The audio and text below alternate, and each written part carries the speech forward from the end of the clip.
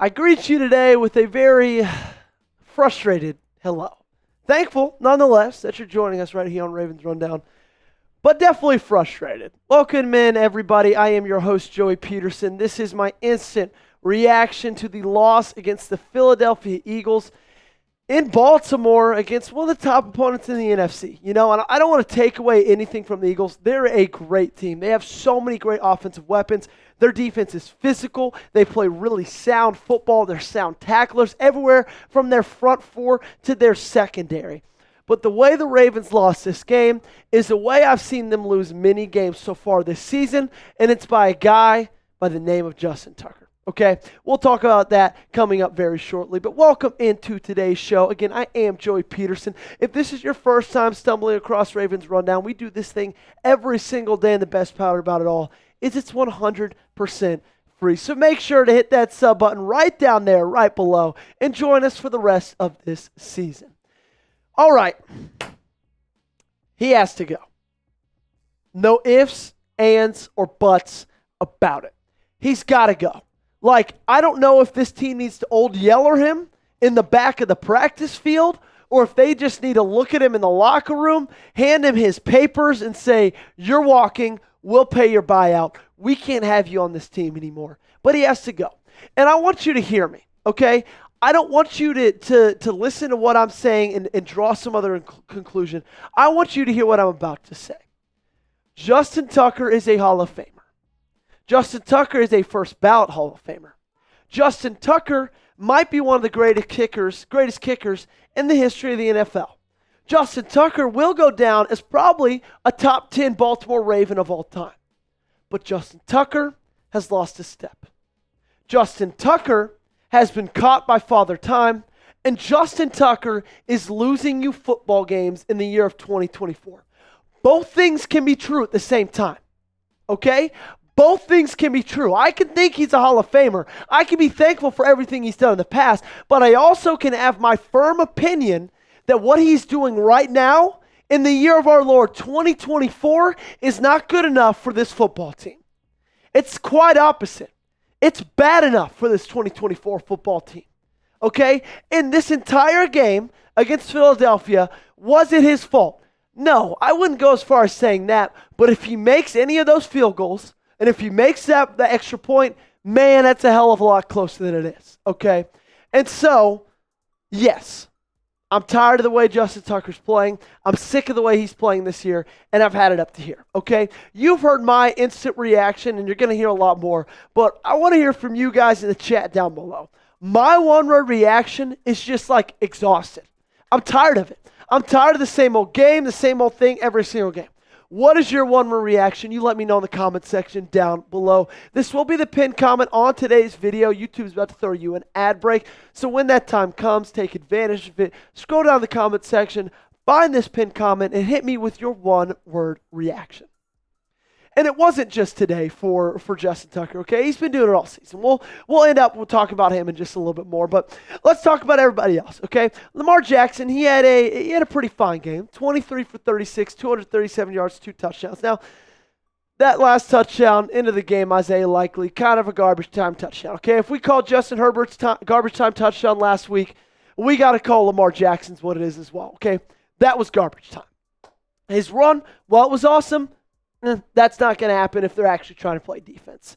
And he was a lot more mobile this game, even before that long run, right? Still had 40 yards on 7 carries. Like seeing that a lot more. But also, like, I'm just confused on this offensive play calling and this offensive system. Because in my opinion, the Eagles went to halftime and they into the first quarter, and guys like Vic Fangio and guys like Kellen Moore, they made adjustments. It just never seemed like Todd Monken was making adjustments. Did it seem like that to you guys? You get out to a blazing hot start, and then you hit a skid for about 15 full minutes. And then you end the quarter kind of not awesome. You end the quarter fine. You make a field goal to go into halftime just down 14-12. But then it just seems like you go the entire game, and again, you're still just like making no adjustments. You're not doing anything to change the way you're playing football. You're running the same things over and over and over again. You're only getting guys like Zay Flowers. You're only scheming him open 3 times. 3 times he got the football. And I get a little bit of that is on a guy like Lamar Jackson as well. He, of course, is the one in charge of throwing him the football. But also, like, Rashad Bateman's not in that game. Hurt his knee in the 4th quarter. Nelson Aguilar, all he does is drop passes, apparently. You're not getting Deontay Johnson involved. Basically, it's just Mark Andrews and Zay Flowers for your pass catchers. They're the only ones doing anything for you. So why are you not getting Zay Flowers, a guy who's electric with the football in his hands, the ball more? Let's talk Derrick Henry, because he was a workhorse. Honestly, we're going to call a spade. He was a workhorse. 19 carries, 82 yards. Other than a 19-yard rush, he pretty much was held to, like, it seemed like 3 to 5 yards every single carry. Which, like, you'll take that, but you also at some point want to paper cut, and then just, like, take off and like, not just death by 1,000 paper cuts. You want to rip one big one off at least once. And they just didn't do that. They just didn't do that at the end of the day. You know, he was an asset in the passing game. That was great. 3 receptions, 29 yards, 16 was his longest. But it just felt like, to me, a game you were up 9-0 at one point, okay, with the ball in your hands, it just felt like there were no adjustments being made on the offensive side of the ball. It felt like nothing changed on that offensive side of the ball. It feels like everything just stayed the same. Even when their defense made adjustments. Even with Vic Fangio made adjustments. You just never shifted anything, okay? I'm going to talk about the defense in just a little bit, but speaking of some guy on the defense, we're going to give a very quick shout out to our really good friends over at Fanatics. They are the sponsor of today's video. We wouldn't be able to do what we're doing right here on Ravens Rundown without them over there. And regardless of the way Nate Wiggins played tonight, he had some good plays. He had some not good plays. If you want his jersey, you can have it over Fanatics right now, chatsports.com/Wiggins. You can get it for $90. A Nate Wiggins jersey, only $90. You're not going to find that deal anywhere else. So chatsports.com/Wiggins if you want to support this team, if you want to support our first round pick, and if you want to support us right here on the channel, head there right now. I want to talk defense, okay? Because Jalen Hurts, 118 yards passing. Saquon Barkley, 107 yards rushing. Guys, like, this defense, in my opinion, played really well. Did they have a couple of drives where it looked like they couldn't stop a nosebleed? Yeah, of course. That's going to happen when you're playing the Eagles. But, like, for the most part, especially in that first and that third quarter, this team was phenomenal, okay? The way that they played, the things that they were able to do, stopping this Commanders team, stopping this Eagles team in a way they necessarily haven't been stopped before, it was just like really, really refreshing to see, okay? It really was. If you would have told me going into this one, hey, Eagles are only going to score 24 points, would you take that? I would raise my hand as fast as I could. Now, are there things they need to improve on going forward? Yes, of course. Did they have drives? Did they have times? Did they have certain plays that they didn't look that great? Yes, of course, again. But were they improved?